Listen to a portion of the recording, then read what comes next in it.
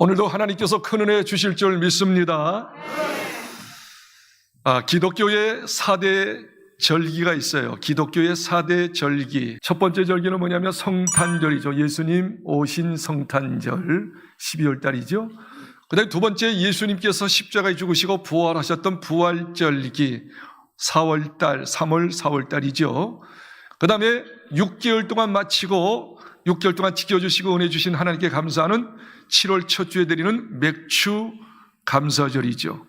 그리고 마지막 절기는 11월 말에 드리는 1년 동안 지켜주시고 인도하신 하나님께 감사하는 마음으로 드리는 추수 감사절입니다. 이 네 절기 가운데 제가 가장 의미가 있고 중요한 절기를 부활절로 봅니다. 왜냐하면 우리 예수님께서 이 땅에 오신 이유가 뭘까요? 우리 죄를 다 끌어안고 대신 십자가에서 피 흘리심으로 우리 죄를 용서해 주시기 위하여 죽으신 놀라운 일, 그리고 모든 죄가 끝났다고 하는 선포로 부활하신 부활절입니다. 로마서 4장 25절에 이렇게 이야기합니다. 우리의 범죄 때문에 예수님이 내어짐이 되고 십자가에 죽으시고 우리를 의롭다 하기 위하여 다시 살아나셨느니라. 부활절은 우리의 모든 인류의 죄가 없어진 그 증거로 부활하신 거예요. 죄값을 다 지불하신 거예요. 제가 다 없어진 거예요. 그렇기 때문에 예수님께서 부활하셨다. 그 부활하신 예수님을 믿으면 여러분도 의인이 되고 하나님의 자녀가 되는 것이죠.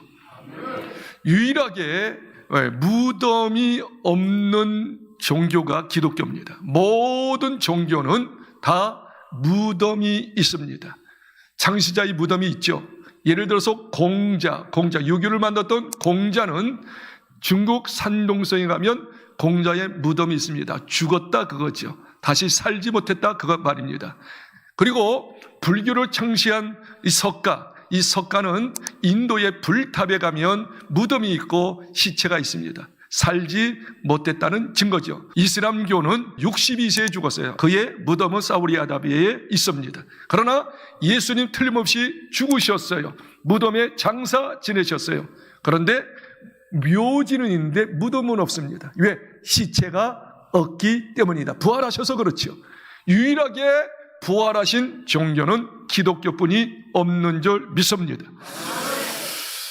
나는 부활이요 생명이니 나를 믿는 자는 살 것이고 무릇 살아서 믿는 자는 영원히 죽지 않는다고 하시는 예수님의 말처럼 예수님은 부활이요 생명이기 때문에 예수 믿는 사람도 또한 예수님처럼 부활될 줄 믿습니다.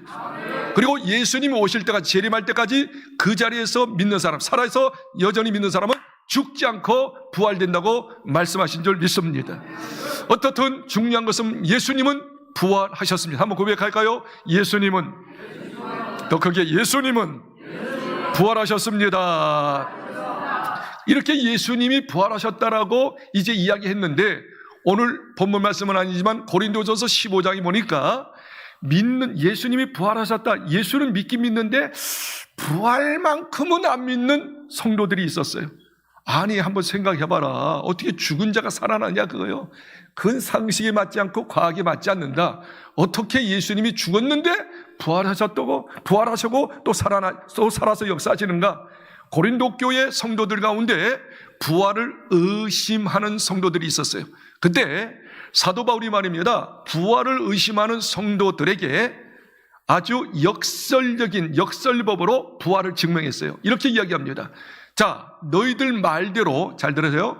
너희들 말대로 예수님이 부활하지 않았다면 만약을 썼어요. 만약 예수님이 부활하지 않았다면 6가지 결과가 빚어졌다. 자, 첫 번째는 뭐냐면 고린도전서 15장 14절에 말씀하시는 이렇게 이야기합니다. 정말 예수님이 부활하지 않았다면 15장 14절에 우리가 전도하는 그 전도가 다 헛된 것이다. 그렇지? 두 번째, 예수님이 만일 부활하지 않았다면 예수 믿는다, 예수님 부활 믿는다. 그것도 다 헛것이다. 예수님의 증거하는 것도 헛것이고 두 번째, 예수 부활 천국 믿는 거 다 헛것이다 라고 이야기합니다. 세 번째, 고린도전서 15장 15절에 말씀하시는 이렇게 이야기합니다. 그러면 이렇게 부활이 없다면 우리가 증거하는 것이 다 거짓말이다. 거짓말이잖아요. 거짓말. 이 거짓말이다. 그리고 네 번째, 고린도전서 15장 17절에 말씀하시기를 이렇게 이야기합니다. 우리는 여전히 죄 가운데, 만일 부활이 없다면 우리는 여전히 죄 가운데 있는 죄인이다 이야기합니다. 다섯 번째, 고린도전서 15장 18절에 말씀하시길 만약 부활이 없다면 전에 믿었던 믿음의 선배님들 다 지옥에 갔을 것이다. 천국 가지 못하고. 왜? 죄가 있으니까. 부활이 없다면 다 지옥 갔을 것이다. 그리고 마지막 고린도전서 15장 19절에 말씀하시길 만약 부활이 없다면 우리처럼 불쌍한 사람이 없다. 주일날 예배드리죠, 헌금 드리죠, 그렇죠? 섬겨주죠, 이렇게 봉사하죠, 이렇게 사는 모든 것이 무의미하다. 주일날 놀러 가지도 않고 말이야, 돈도 써보지도 못하고 말이야, 그렇죠? 그래서 주님을 위해서 쓴다는 거, 우리처럼 불쌍한 사람, 가여본 사람이 없다라고 하면서 바울이 계속적으로 부활을 의심하는 사람에게 6가지로 만일 부활이 없다면 전파하는 것도 헛된 것이고 믿는 것도 헛된 것이고 우리는 거짓말자이고 우리는 죄 가운데 있고 우리는 말이죠, 우리 믿음의 선배님은 다 지옥 갈 것이고 우리처럼 불쌍하고 안타까운 사람이 없을 것이다 하면서 만약 부활이 없다면 우리처럼 비참한 사람이 없다고 이야기하며 고린도전서 15장 3절 4절부터 8절까지 이렇게 이야기합니다. 내가 이야기하는 걸 잘 들어라. 전에부터 이야기한 거 또 다시 한번 이야기하는데, 예수님은 구약 성경에 예수님 죽으신다, 우리 죄 때문에 죽으신다 구약 성경대로 예수님 죽으셨고, 그리고 그 죽으셨지만 우리 죄를 다 없앤 증거로 부활하신다 한 말씀대로 성경대로 부활했다. 그리고 부활하신 예수님을 목격한 사람이 많은데 우리 베드로가 먼저 목격했다. 12사도들이 다 목격했다. 그리고 500여 형제들, 500명이 되는 형제들도 예수님 부활을 목격했다. 야고보가 목격했고 수많은 사도들이 목격했고 마지막 이렇게 얘기합니다. 15장 8절, 9절, 10절에 기가 막힌 말을 해요. 사도 바울이 이야기하는 거예요. 나는 나보다 예수를 반대했던 사람이 없다. 예수님 뭐 십자가 죽었어? 예수님께서 무슨 부활하셨어? 그렇게 예수님의 십자가 죽으신 거, 예수님의 부활을 그렇게 내가 싫어했다. 그리고 예수 믿는 사람 박해했다. 예수 믿는 사람 잡아서 감옥에 넣었다. 심지어 예수 증거하는 사람 스데반 내가 죽여버렸다.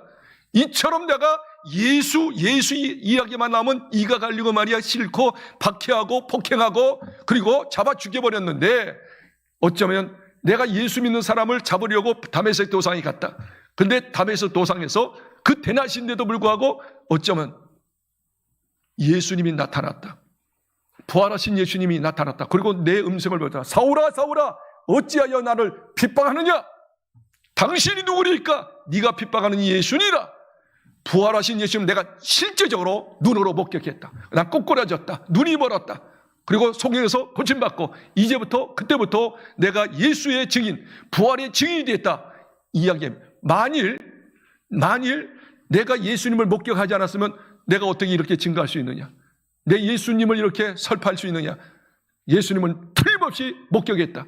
나에 대한 것은 진짜 하나님의 은혜로, 예수님 보고 예수님 믿고 예수님을 증거하는 하나님의 은혜로 내가 나된 것이다 하면서 쫙 설명하죠. 그래서 의심했던 고린도 교회 성도들 가운데 부활을 의심했던 사람이 믿는 역사가 일어나게 된 것입니다. 다시 이야기합니다.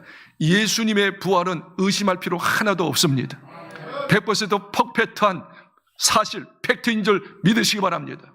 왜 그러냐면 역사학자들이 예수님의 부활만큼은 증명하고 있어요. 역사학자들이.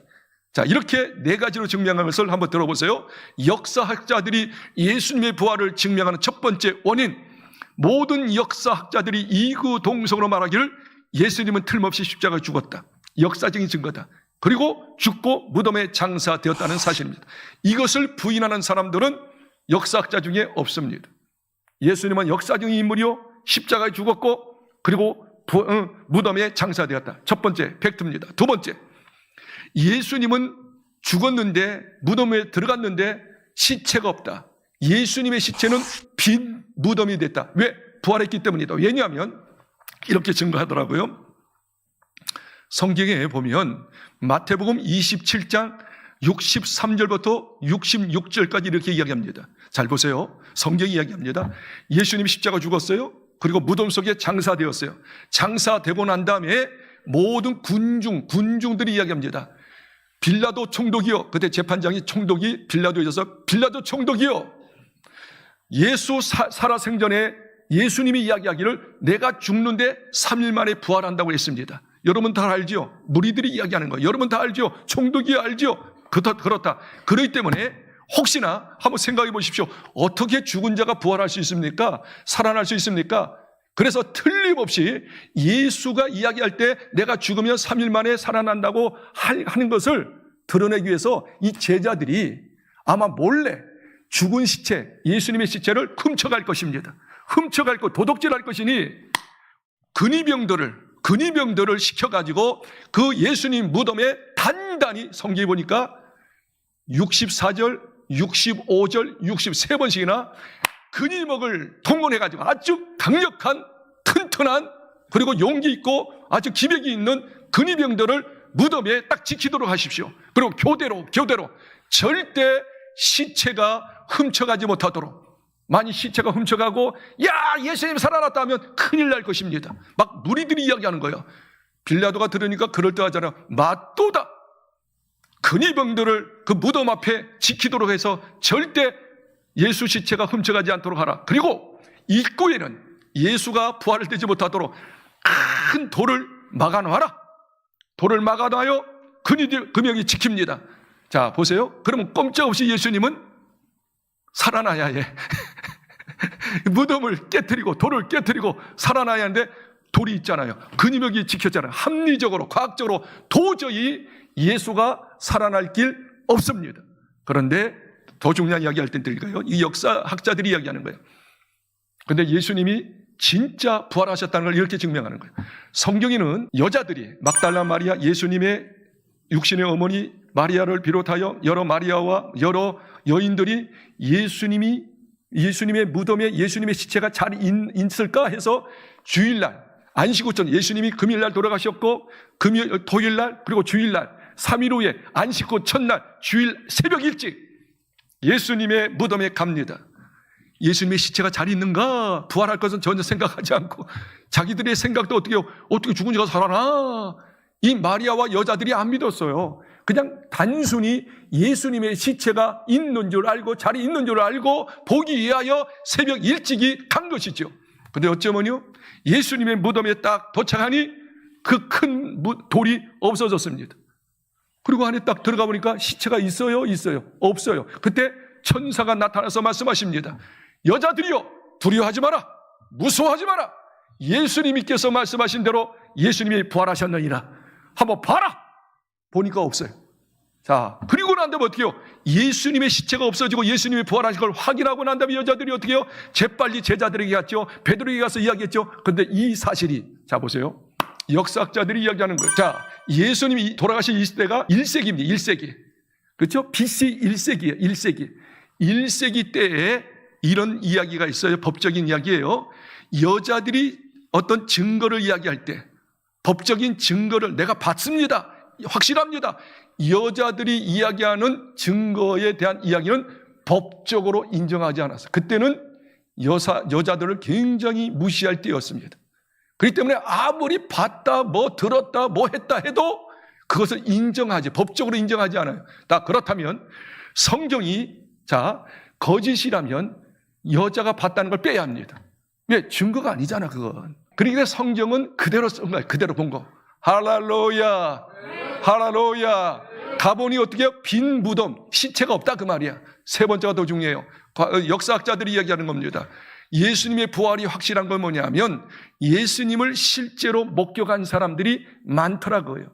아까 이야기한 것처럼 고린도전서 15장 3절 4절 보니까 성경대로 죽으셨고 성경대로 부활하신 예수님을 성경이 이야기합니다. 고린도전서 15장 5절 6절 7절 8절을 말씀하시기를 처음에 이제 여자를 통해서 이제 예수님이 부활했다 하는 소리를 듣고 가서 보니 무덤에 가보니까 예수님이 정말 부활하신 거예요.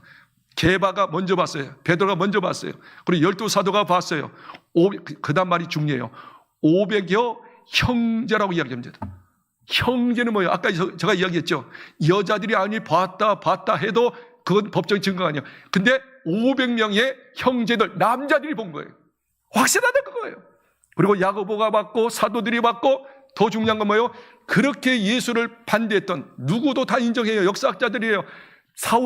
바울은 예수를 그렇게 싫어했다. 예수 믿는 사람을 그렇게 박해했다. 예수 믿는 사람을 죽였다. 그 사람이 어떻게 해요? 예수 본 것을 보니 이거 확실하다. 할렐루야. 수많은 목격자들이 있기 때문에 예수님의 부활이 확실한 줄 믿으시기 바랍니다. 더 놀라운 네 번째 증거입니다. 역사학자들이 이야기하는 네 번째 예수 부활이 확실한 증거가 뭐냐면, 예수님을 잘 들으세요. 예수님의 부활을 목격한 사람은 다 삶이 바뀌어버렸어요. 완전히 변화됐어요. 어떻게 변화됐어요? 목숨 걸고 예수 부활한 걸 증거했어. 할렐루야. 사도행전 2장 32절에 보니까 예수님께서 십자가에 죽으시고 부활하신 것에 대해서 우리는 증인이로다. 할렐루야. 그러면서 어떻게 해요? 베드로를 위시하여 모든 사도들이 이렇게 예수 부활하셨다. 아무리 핍박하고 감옥에 들어가도 어떻게 해요? 굽히지 않았어요. 예수 부활했다. 왜? 목격했기 때문에. 심지어 예수님의 제자 중에 한 명 빼놓고 모두 다 순교했어요. 왜 순교했어요? 예수님처럼 부활할 걸 믿었기 때문에. 믿으시면 아멘. 그리고 초대교회 모든 성도들이 예수의 부활을 확신했기 때문에 어떻게 해요? 자기 것을 아깝게 여기지 않았어요. 유무상통 다 도와줬어요.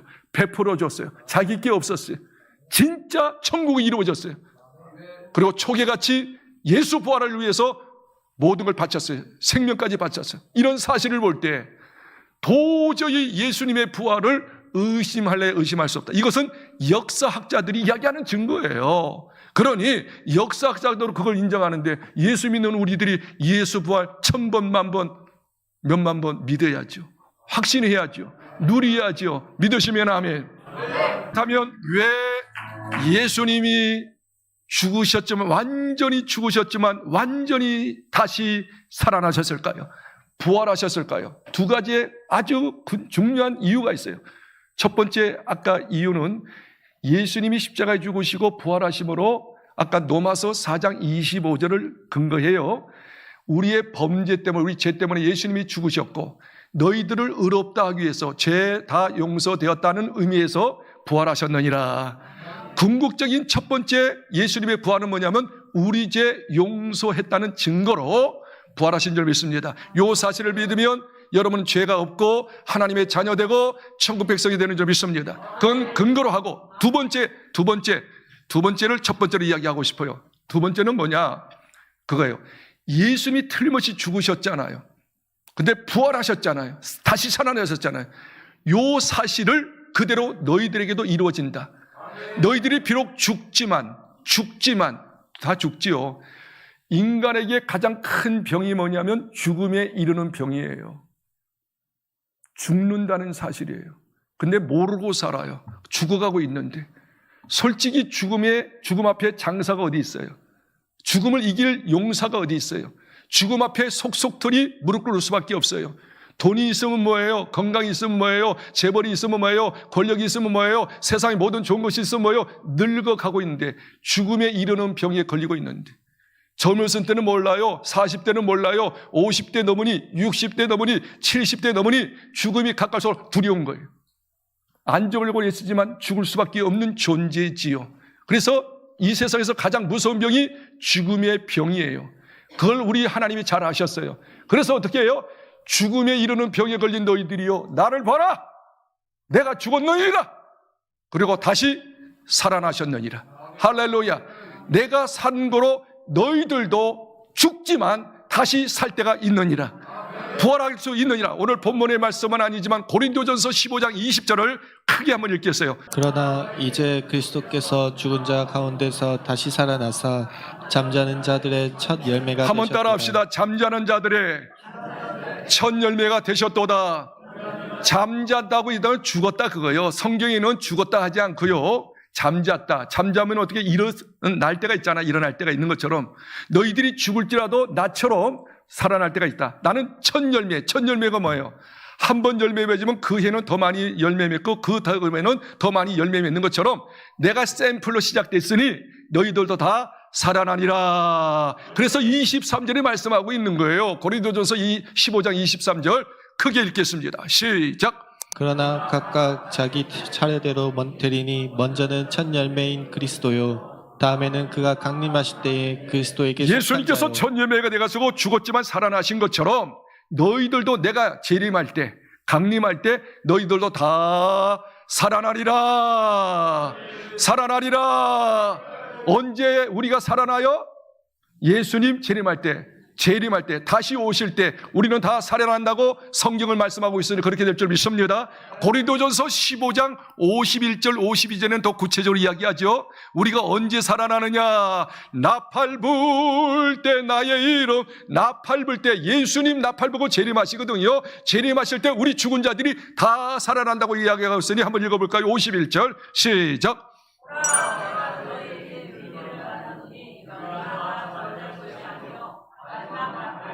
순식간에 52절까지 읽겠어요. 52절 시작. 나팔 소리가 나매 죽은 자들이 썩지 아니할 것으로 다시 살아나고 우리도 변화되리라. 기가 막히지 않아요? 죽음에 이르는 병에 걸린 죽을 수밖에 없는 우리들, 죽음에서 벌벌벌 떨고 있는 모든 사람들에게 가장 소망이 아니에요? 희망이 아니에요? 예수님이 부활한 것처럼 너희들도 부활하는데 내가 재림할 것이다. 죽은 자들이 죽고 다 썩어지잖아요. 문드러지잖아요. 근데 썩을 몸이 썩지 않는 몸으로 다시 부활한다. 신령한 몸으로, 영원히 죽지 않는 몸으로 부활한다. 할렐루야. 더 중요한 이야기 좀 할까요? 우리가 예수님이 딱 부활하셨어요. 근데 부활의 얼굴을 엠마오로 내려가는 두 제자가 부활하신 예수님을 딱 목격했을 때 깜짝 놀랐어요. 한번 생각해 보세요. 예수님께서 십자가에 돌아가셨을 때 어떤 모습일까요? 양손에 대못을 박으셨어요. 머리에 가시면류관 찍히셨어요. 옆구리에 창을 또 찍히셔서 물과 피 다 흘리셨어요. 그리고 십자가에서 몇 시간 대동대동 달리셨어요. 6시간 동안. 그것도 오전 9시부터 오후 3시가 가장 더울 때 태양빛에서 중동 태양빛은 더 강렬합니다. 온몸이 말이 아니죠. 비참하죠. 해골이죠. 그런데 그 모습으로 부활하지 않냐고 완전히 다른 모습으로. 성경에 보니까 빌립보서 3장 21절, 빌립보서 3장 21절 보니까 어떻게 해요? 예수님이 어떻게 해요? 어떤 모습으로? 우리 낮은 모를 영광의 빛난 모습으로, 영광의 모습으로, 쪼글쪼글하고 비틀어진 모습이 아니라 가장 광채가 빛나는 모습으로, 다른 모습으로 부활하셨어요, 예수님. 그리고 우리들도 빌립보서 3장 21절 보니까 너희 낮은 몸이, 썩어질 몸이, 비참한 몸이 예수님의 영광의 모습으로 다시 일어나느니라, 부활하느니라. 그렇기 때문에 예수님이 왜 부활하셨느냐? 예수님처럼 너희들도 부활한다. 어떻게 부활하노? 아픈 모습이 전혀 없어. 못생긴 모습이 전혀 없어.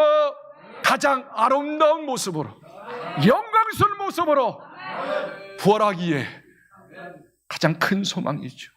이런 소망 주시기 위해서 예수님이 부활하신 줄 믿습니다. 한 가지 더 있어요. 예수님이 왜 부활하셨노? 잘 들어보세요. 예수님이 부활하시고 난 다음에 어떻게 해요? 부활하셨는데 예수님이 갈릴리에 계신다. 저 해변가에 계신다. 저기 가버나움에 계신다.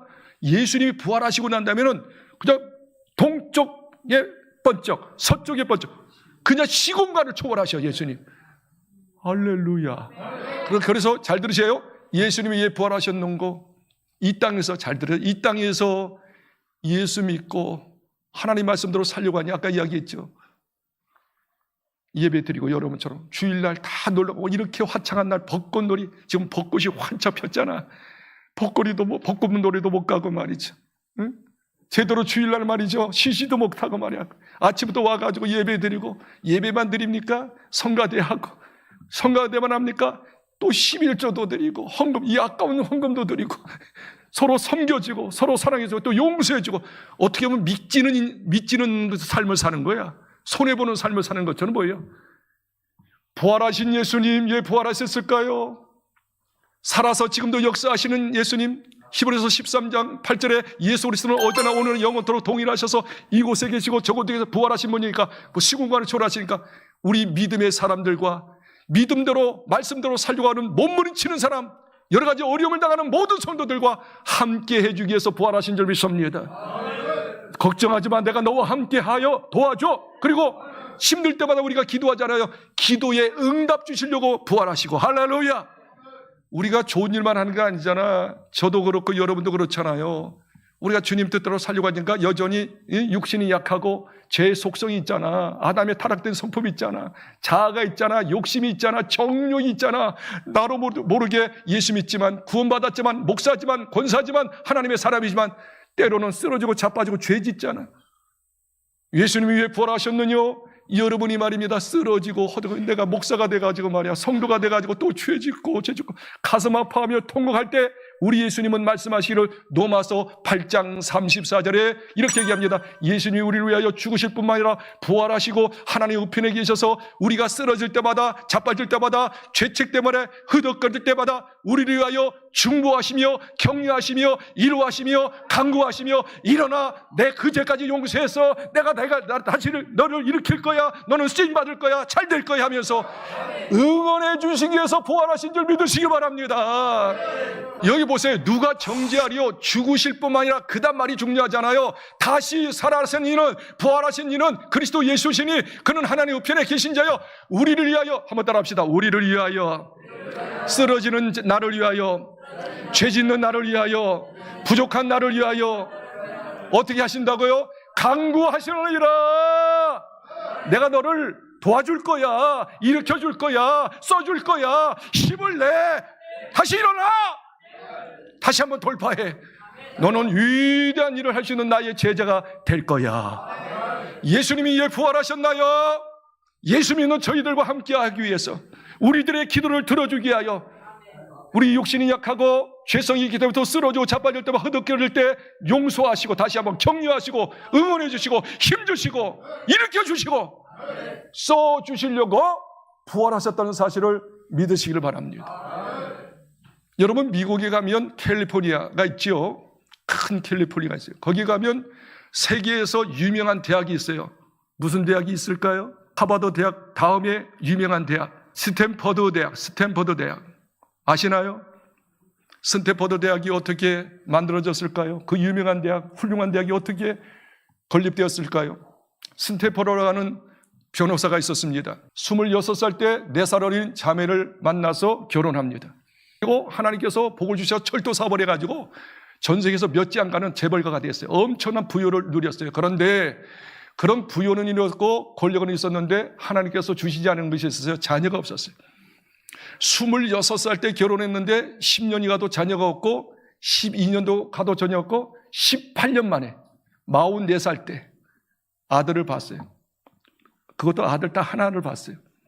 너무 애기중지했죠. 얼마나 하나님께 감사한지 몰라요. 이 아들이 만 15살이 됐습니다. 우리 나이 16살이 됐죠. 이제 어느 정도 성인이 됐어가지고 이 아들을 세계적인 인물로 키우기 위한 마음이 있어서 이 스탠퍼드하고 그 부인하고 이 아들하고 전 세계를 일주합니다. 전 세계 여행을 합니다. 이탈리아에 갔어요. 로마에 갔어요. 로마에 딱 가서 있는데 이 아들이 콜록해요. 그리고 병에 걸려가지고 열병에 걸려가지고 죽습니다. 16살 뿐이 안 된 아들이 죽었어요. 그래가지고 어떻게 해요? 이제 그 시체를 미국에 데려와가지고 장사를 했어요. 눈물바다가 됐죠. 하나님께 원망불평을 섞이면서 고백합니다. 하나님, 나에게 이런 물질도 주시고 권력도 주셨는데 왜 이 아들을 주셨는데 16살 뿐이 안 됐는데 왜 데려가십니까? 이럴 수 있습니까 하나님? 막 원망불평을 했답니다. 하염없이 기도하는데 하나님께서 눈을 열게 하셨어요. 그리고 하루를 보게 하셨어요. 천국을 보게 하셨어요. 부활하신 예수님이 딱 계시는 거예요. 부활하신 예수님 것이 직감됐답니다. 근데 예수님 옆에 딱 보니까 어쩌면요 16살 뿐이 안 된 그 아들, 죽었던 아들이 그 옆에 딱 있는 거예요. 그래서 빵긋빵긋 웃는 거야. 아주 신실하게 하나님을 믿었던 아들이었어요. 그런데 이 아들이 아빠한테 이야기하는 거야. 아버지, 울지 마세요. 나 예수님, 부활하신 예수님 옆에 있어요. 울지 마세요. 저가 한 가지 부탁이 있어요. 무슨 부탁이냐? 이제 영적으로 보는 거죠. 영적으로. 무슨 부탁이냐? 그러니까 이 아들이 빙긋 웃으면서 말하기를 이렇게 이야기합니다. 아버지, 저는 이 세상에 없지만 저와 같은 젊은 사람들을 위하여 학교 하나 세워주세요. 젊은 사람들을 위하여 학교 하나 세워주세요. 그래, 알았다. 눈물버기가 돼가지고 이제 아들과 이제 대면이 끝났어요. 그리고 난 다음에 기도가 나오는데, 하나님, 내 이 엄청난 이 재산 가지고 어떻게 하리까? 이거 가지고 학교를 세우라는데 학교를 세울 수 없고, 그래서 이 엄청난 돈을 가지고 누구한테 가는 거 아니? 하버드 대학교 총장을 찾아갑니다. 총장님, 이렇게 해가지고 내가 다 기부하기로 합니다. 엄청난 750만 불. 지금부터 100년 전이에요. 100년 전, 몇 년 전이야. 750만 원, 엄청난 돈을 이제 기부하려고 그랬습니다. 근데 총장님이 뭐라고 이야기하는지 비웃으면서, 이 엄청난 돈 가지고 우리한테 기부하지 말고 이 돈 가지고 있으면 세계적인 학교를 세울 수 있습니다. 학교를 세우시죠. 그래서 캘리포니아, 자기가 살고 있는 캘리포니아에 가서 바로 학교를 세운 거예요. 스탠포드 대학교를 세운 거예요.